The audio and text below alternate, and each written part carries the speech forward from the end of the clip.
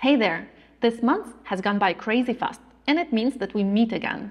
It's me, Ola Yankova, a senior teacher in Green Forest, and I'm here for our free video lesson.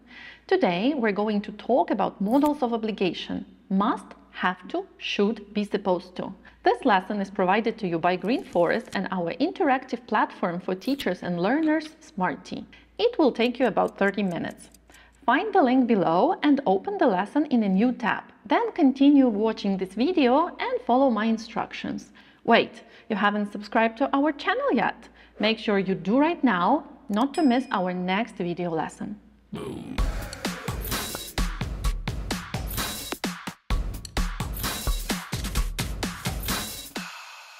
Today we're going to talk about the modals of obligation, what they are, which functions they have, and how to know which one to use.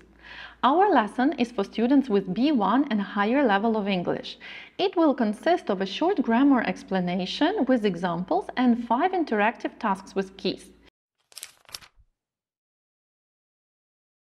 Each task we will complete during this class has 3 buttons at the end: check, answers, reset. When you press check button, you will see if your answers are right or wrong. When you press answers button, you will see the correct answers. Press it again to go back to your answers. When you press reset button, all your answers will disappear and you will be able to do the task once again. It's time for modals. We have so many different obligations in life that it's no wonder there are so many ways to talk about them. Of course, the most popular ones and probably the most confusing ones are must and have to. That's exactly where we'll start. Must is used with a bare infinitive, a verb without to, and very often appears in rules. For example, you must obey the law. Students must wear uniforms. That's how formal rules sound. But when I, as a speaker, use must, that's not what I want to use it for. Most likely, I talk about internal obligation, something that is important for me, and I feel that without it, my life will be not okay. For example, if I'm trying to lose weight, I'll say, I must run every day, I must go to the gym, I must eat less carbs. All of these are really important for me personally. That's why I say I must. The other way to use it is to give some strong advice to someone. For example, I have a friend who loves jazz and I went to this jazz club and it was amazing. It's not should, no, I need a stronger option, must. So I tell my friend, you must go and see it because I know that they will love it. Now, over here, I can also use have to for strong advice. It's more of an informal spoken way, which is really commonly used in modern day English. So you have to go and see that concert. In this case, there is no difference. But going back to obligations, have to is used for external obligation. It means that whatever I have to do is not my own wish. I don't want it, but something or someone makes me. It could be the rules, my boss, the circumstances, whatever. Let's say I don't want to lose weight and go to the gym, but my doctor says that it's necessary. He'll say, you have to lose weight, you have to exercise, you have to go on a diet. Otherwise, you'll have a heart attack. Do I want all those things? No. But do I want a heart attack? Again, no. That's why I will have to exercise. External obligation coming from my doctor or a possible heart attack. So when you choose, decide how important it is for a speaker personally. You know what's fun? In the past, must and have to both become had to. Another fun fact is the negative form of these two. Mustn't is used for prohibition, something you can't do, not allowed, because it's against the rules. You mustn't touch paintings at the gallery. You mustn't smoke inside. You mustn't use your phone during the exam. Don't have to means that it's not necessary, but if you want to, you can do it anyway. So basically, it's your choice. You don't have to attend all the extra courses, but you can if you want to. You don't have to wear a suit at work, but if you want to, be my guest. You don't have to wake up early, but why not? In this case, the past form will be different. Don't have to becomes didn't have to. I didn't have to subscribe, but I did anyway. But mustn't can be used in the past, so we use couldn't or weren't allowed to instead of it. I wasn't allowed to drive the car when I was sick. One more modal we'll check out today is should, the one we use to give advice and say that something is expected of us. Should is quite often replaced with the phrase be supposed to. Again, it's a good idea. People expect you to do it. But it doesn't mean that we actually do it. We just take the opinion into consideration. For example, when invited to the wedding, you should or you're supposed to bring a gift. Nobody's going to kick you out without a present, but it's what people expect from you. I'm supposed to help at the reception. Nobody's paying me or controlling me, but they expect I will help anyway. Supposed to also has this cool vibe of a protest about it. What I mean is that we quite often use it when people do the opposite of what others expect of them. It's not the rule, but quite often we have this idea in mind. For example, she's not supposed to be here, but she is. I was supposed to tell the truth, but most likely I didn't. He wasn't supposed to lie, but you know, right? Take another minute to look at the chart and let's go to task 1. Task 1. In this task, you will see 8 statements about modals of obligation. Look at the statement and decide whether it is true or false. Click on your choice to see if you got it right. Flip the card for explanation. You've got 5 minutes for the task.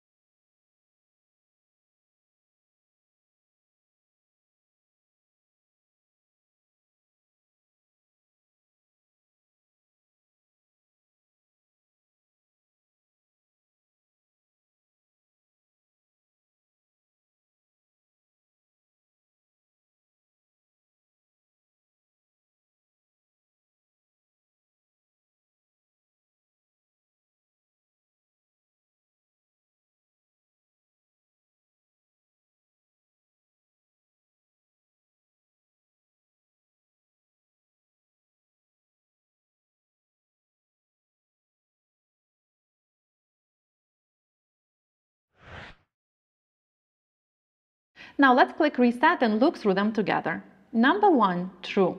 When we have an obligation, it's necessary to do it. Number 2, false. In terms of obligation, must is internal, my wish, have to external, something makes me do it. Number 3, true. You're supposed to be nice to others means that people expect it from you. Of course, you're not necessarily nice to them. Number 4, false. Have to works as a usual verb, not a modal one, so it needs an auxiliary, do, does, or did, depending on the tense. Number 5, no way. They are not weaker or stronger, they are just totally different in meaning. Don't have to, you have a choice and can do it, mustn't, no choice, can't. Number 6, false. The structure is be supposed to, so we add not to the verb be. Isn't, am not, aren't, wasn't, and so on. Number 7, true. But they might be very different from the present forms. Number 8, yes, it had to. Number 9, false. Didn't have to would mean it wasn't necessary, so we can't use it as a past form of mustn't. We will go for couldn't or wasn't, weren't allowed to do something. Number 10, yes, totally. Looks like we are ready to try it. Task 2. In this task, we will imagine we're at the movies. There are 6 sentences that talk about our obligations in that situation. Complete them with a correct modal. For example, sentence 1. You must, have to, should, are supposed to buy a ticket. Which one? We'll go for have to, because I don't really want to give my money away, but there's no other way to watch a movie. So it's an external obligation. 5 more sentences are yours. You've got 4 or 5 minutes. Press check once you're done.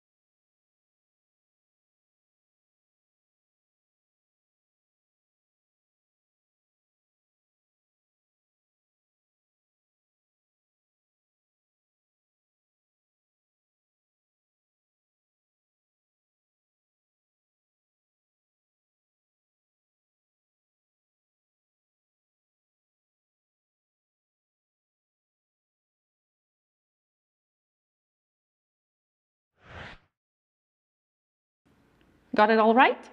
Why are the last three with should or be supposed to? Because it's not against the rules, but it's what people expect from you. To switch off the sound, not to pick up the phone, to be polite. Do we always follow these rules? Of course we do. But some other people don't, and it's not like they will get kicked out from the cinema anyway. So, not mustn't. By the way, if you really enjoy our classes and you think that this is exactly the way you've been dreaming to study English, you absolutely must check out Green Forest English School. Green Forest is a great choice for those who'd like to study English online in groups. We've got general and intensive courses, the access to online books, and numerous extra resources are free during your course. You can study pretty much anywhere as long as you've got a device and access to the internet. If you're interested, check out more information in the description of this video. And now let's move on to task 3. Task 3. This is a multiple choice task. 3 possible answers in each sentence. You need to choose the correct one. You've got 7 minutes for the task. Press check when you're done.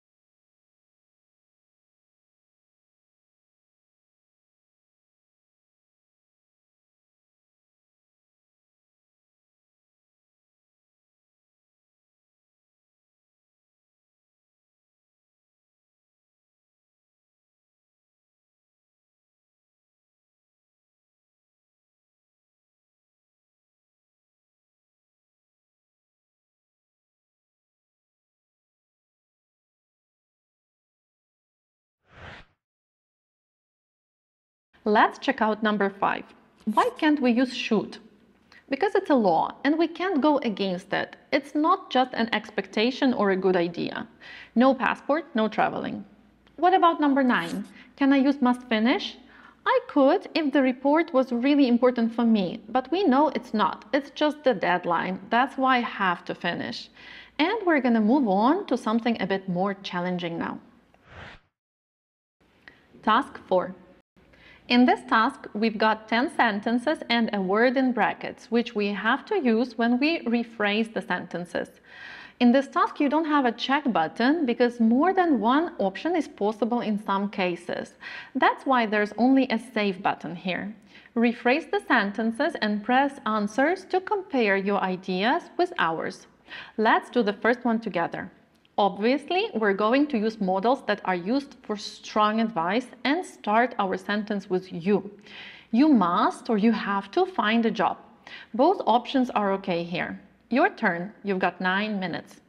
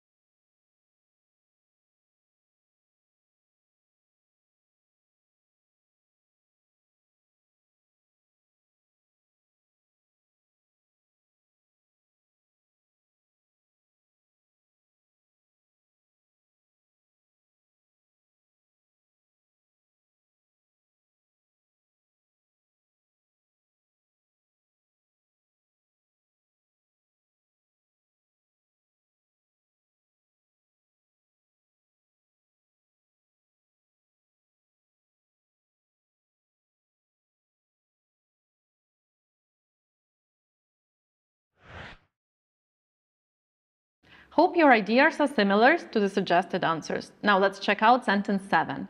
There are two phrases used there which are not the same, but they both could be used in these situations. It's not necessary, but teachers can learn everything or pretty much everything about their subject, and they're not supposed to, they are not expected to. The focus over here shifts a bit. When we say don't have to, it's more like I don't think it's necessary, but when we say not supposed to, people don't expect me to know everything. And finally, task 5. Task 5. Don't you just love correcting mistakes? As a teacher, I have to do it, even though I don't always want to. As a student, you must do it to improve yourself, right? Here's your chance. 11 sentences, 2 of them are correct. Find and correct the mistakes in the other ones. Be really attentive. In one sentence, there are mistakes in 2 boxes. So there are 9 sentences with mistakes, but 10 mistakes overall. You've got 7 minutes. Don't press check once done.